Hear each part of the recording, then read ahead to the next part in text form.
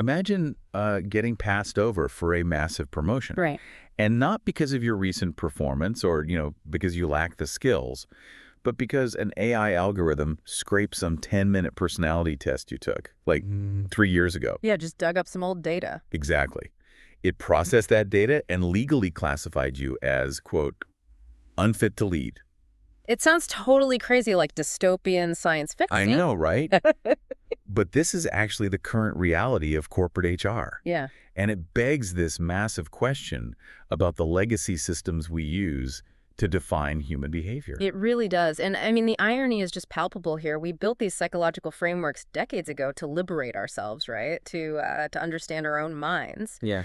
But the sources we're looking at today suggest that those very tools have completely mutated.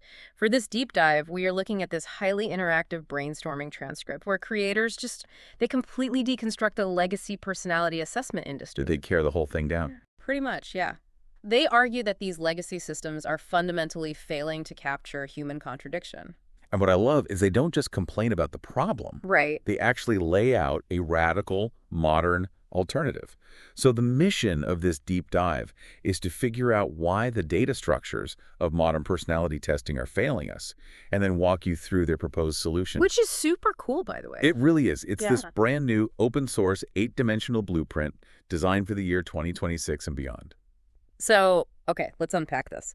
Why are people suddenly so hostile toward the very 4-letter acronyms we used to, proudly plaster all over our social media bios? Well, the shift in public sentiment really comes down to how the data is being utilized now. Mm-hmm. Psychologically speaking, human beings just have this deep evolutionary need for categorization. I mean, in a chaotic, overwhelmingly complex social environment, finding a label provides a sense of safety. Like a cognitive shortcut. Exactly. It acts as a shortcut. When you get that 4-letter acronym, you are essentially finding your behavioral tribe. It's like wearing a highly specific name tag at a crowded party. Oh, that's a good way to put it. Right. You walk in, point to the letters on your chest, and you instantly bypass all the small talk. You just find the people who process the world on your exact frequency. Yeah, and that was the original appeal. But over the last few years, those name tags have been completely weaponized by these automated behavioral tracking systems. Used against us. Exactly. What used to be a tool for self-discovery is now essentially functioning as a digital cage. Wow. A digital cage. Yeah, because companies are feeding these legacy psychological categories into predictive AI models to make, definitive judgments about a person's career trajectory. Right. An algorithm looks at your profile and just declares that you lack the trait markers for executive leadership. And it's based purely on this rigid Boolean categorization. It just strips away all the human nuance. All of it. It ignores environmental adaptability and, frankly, our capacity to just evolve as people. I am stuck on something here, though. Okay, what's that? Well, if we look at the data science mentioned in our sources, these AI-driven tests aren't just guessing. Right. They have huge data sets. Exactly. They're pulling from millions of behavioral data points. They're tracking actual, repeated human behavior. So if the math is actually that accurate, why is the public viewing it as a cage? I mean, shouldn't high accuracy be a good thing?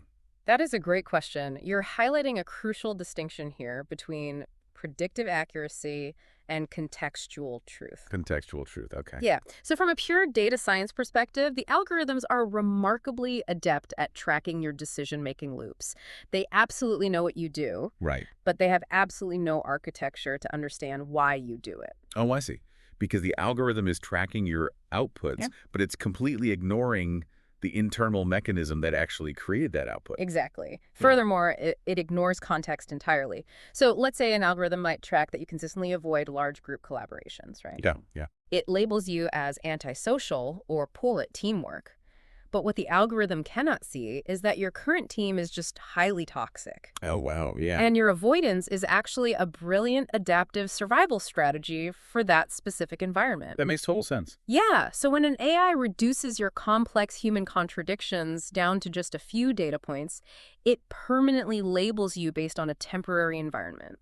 People are terrified of having their professional futures dictated by an algorithm that it cannot comprehend context. It's essentially a digital prison sentence based on a snapshot of your past. Exactly. But if the stakes are this high, why hasn't the industry fixed it? Like, why hasn't a coalition of modern psychologists and tech giants just collaborated to create a nuanced, context-aware framework for the modern era? Well, if we connect this to the bigger picture, it really just comes down to a massive structural turf war over intellectual property. Of course, Mm. money and ego. Always, right? The sources break down the business politics behind this pretty clearly. On one side, you have the legacy organizations holding the copyrights to the classic theories. Mm-hmm. The MBTI derivatives and the Big Five Right, models. the ones everyone knows. Yeah. And these organizations generate astronomical revenue selling official certifications and licensing fees to HR departments globally. So they're essentially operating a highly lucrative monopoly on human categorization. Precisely. The legacy gatekeepers have zero financial incentive to update their models. Right. And then on the other side of this turf war, you have the modern tech giants. They look at the legacy academic theories and rightfully view them as totally outdated. Sure. So they push their own proprietary AI behavioral tracking software, but they refuse to collaborate or make their algorithms transparent because they want to corner the enterprise market. Wow. So the academics won't adapt because of financial self-interest, and the tech companies won't share because they want to sell their proprietary software. You got it. And the people who suffer are the general public.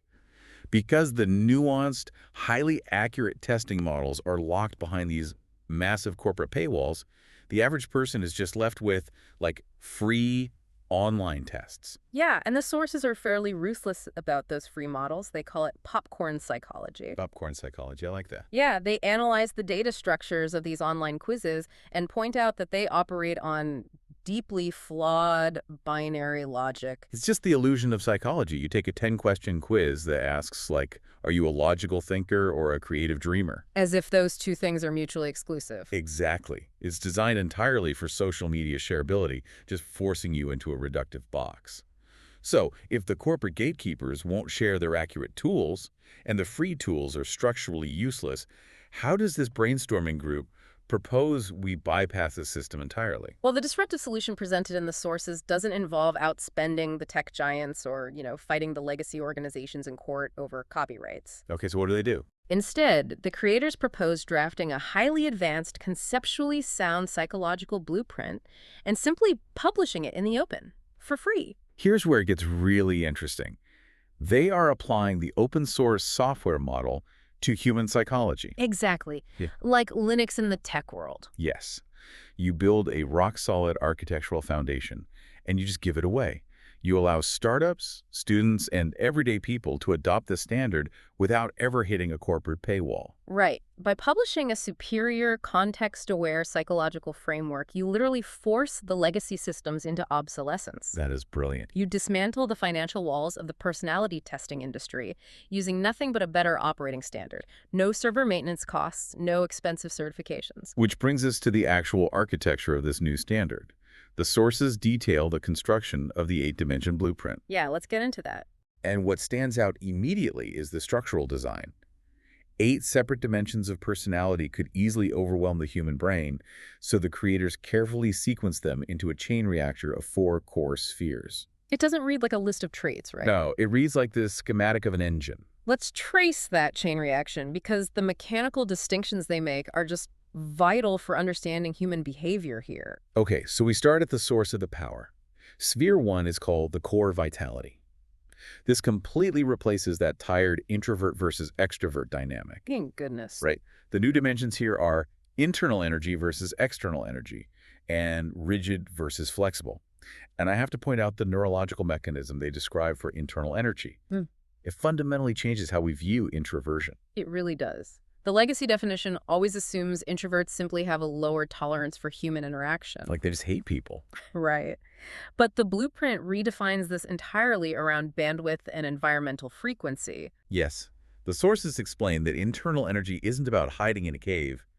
It's about how your nervous system calibrates to a room. Exactly. If you lead with internal energy, you draw power from the underlying vibe or harmony of an environment. You can be sitting in a room with 50 people, but if the frequency of that room is peaceful and aligned, your battery is charging, you are passively absorbing that energy. Contrast that with external energy, where a person needs to actively manipulate their environment to charge their battery. They need friction. Yes, they need to bounce an idea off a wall or a person and gauge the reaction. The energy comes from the kinetic bounce, not the passive absorption. And pairing that energy source with the second axis rigid versus flexible creates this fascinating mechanical picture, because rigid doesn't mean stubborn. No, not at all. In this blueprint, rigid means your brain drastically reduces its cognitive load by relying on strict external structures and plans. Without a plan, your brain burns way too much energy calculating variables. Right. And then flexible means your brain actually suffocates inside a strict plan and optimizes its energy by dynamically adapting to real-time changes. It's the combination that matters, right? Absolutely.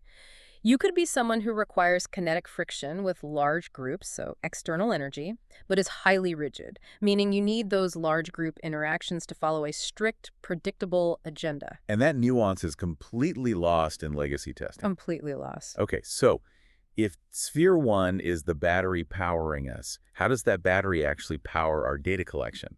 That brings us to Sphere 2, the cognitive engine. This dictates how we take in the world and make sense of it. The dimensions here are physical perception versus mental perception, and literal reasoning versus structural reasoning. Break that down for us. Sure. So the perception axis maps how our brains filter raw reality. Physical perception prioritizes tangible, verifiable inputs. It asks, what can I measure? What are the historical facts? Mental perception, on the other hand, operates entirely on abstract pattern recognition. It scans a room and doesn't notice the physical decor, but instantly registers the unspoken power dynamics between the people sitting there. And then that raw data is fed into the reasoning axis.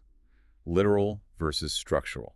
The sources emphasize that literal reasoning takes information at face value.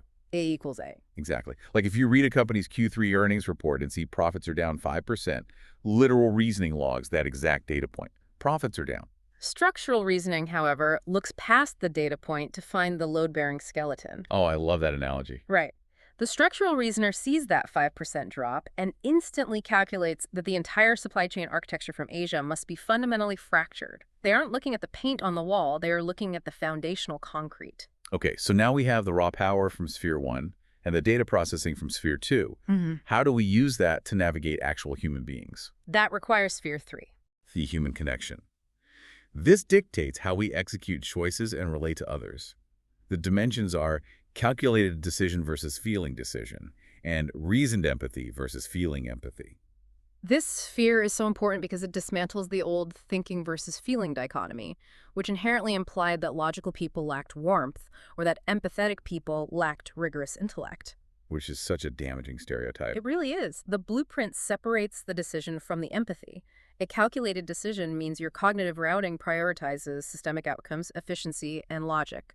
A feeling decision means you prioritize human harmony, ethical values, and the emotional impact of the choice. But the real breakthrough in the sources is the empathy axis.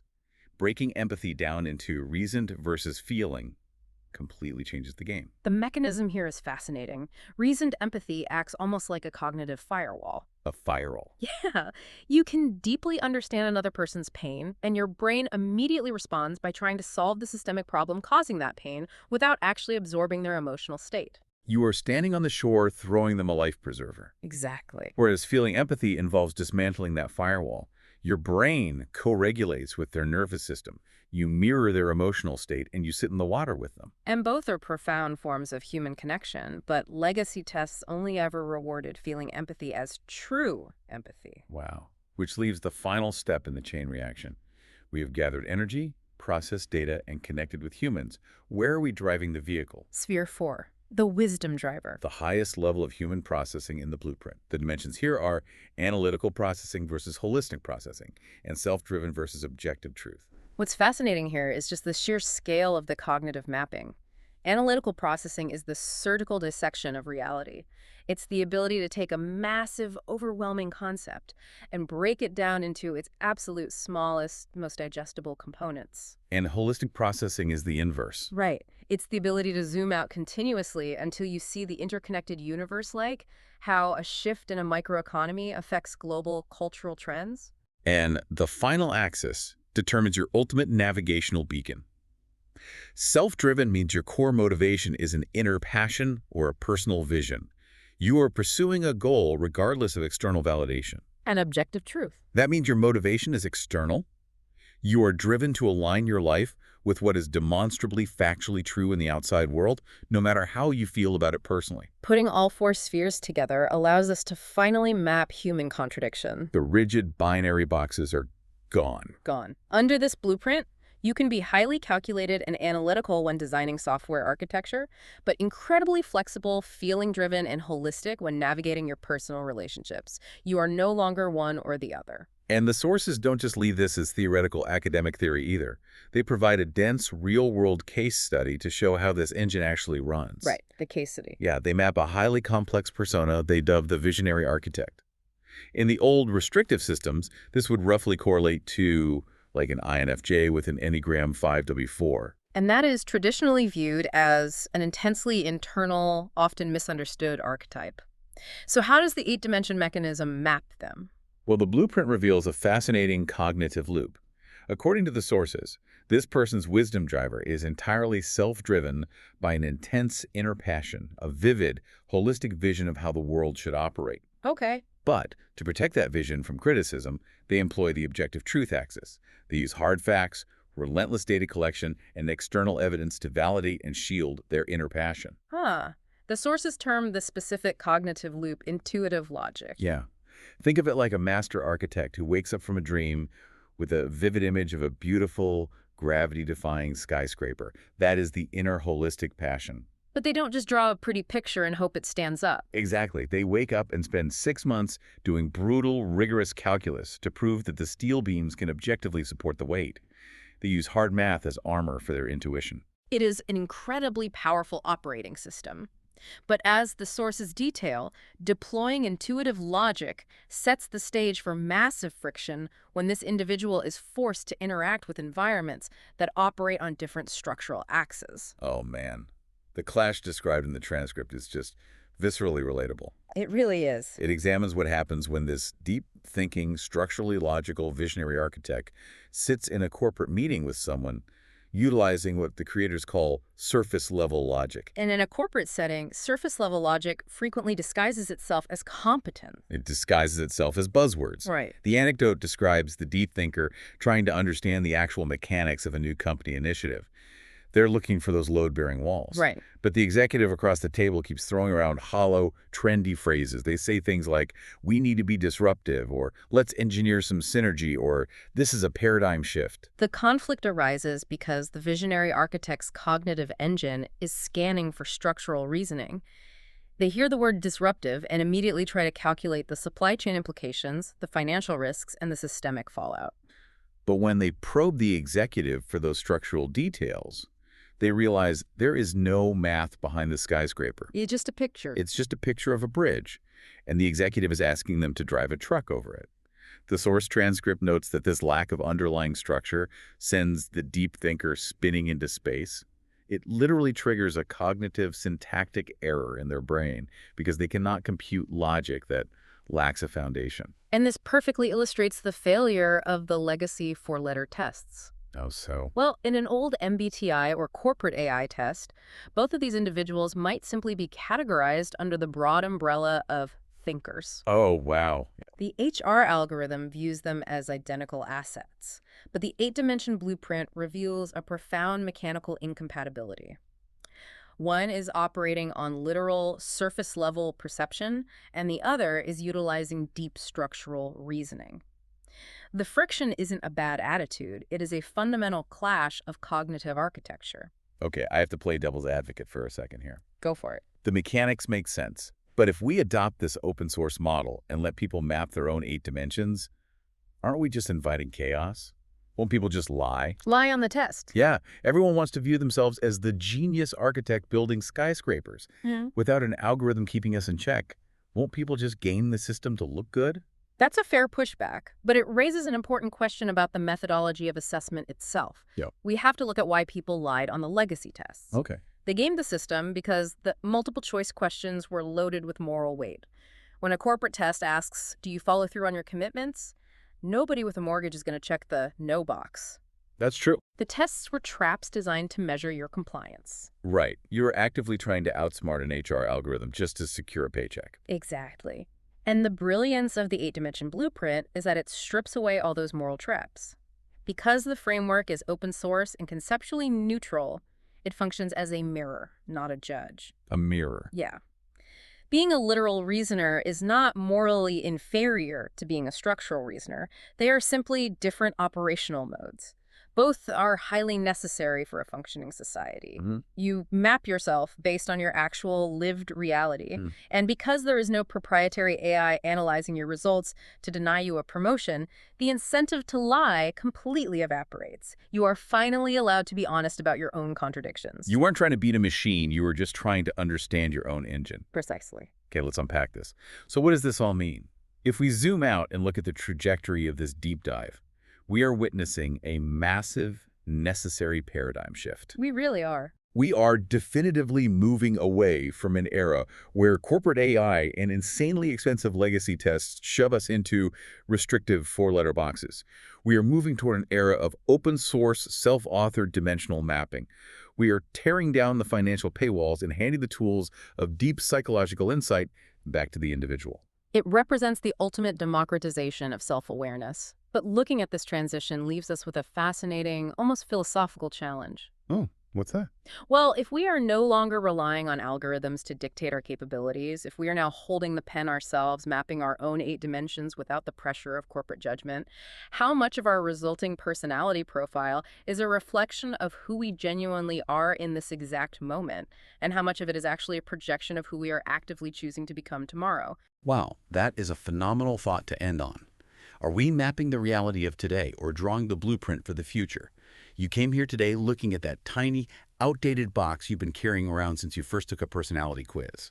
Maybe it's time to realize you outgrew that box a long time ago, and the architecture for who you actually are is much bigger, infinitely more complex, and entirely yours to build. Thank you so much for joining us on this deep dive.